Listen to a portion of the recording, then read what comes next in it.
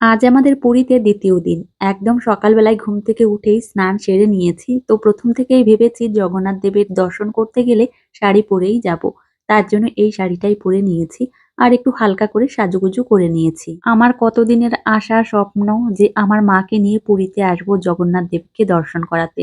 সেই মনের আশাটা আমার পূর্ণ হয়েছে। মাকে নিয়ে এসেছি। তবে আমার মায়ের শরীরটা একদমই ভালো নেই।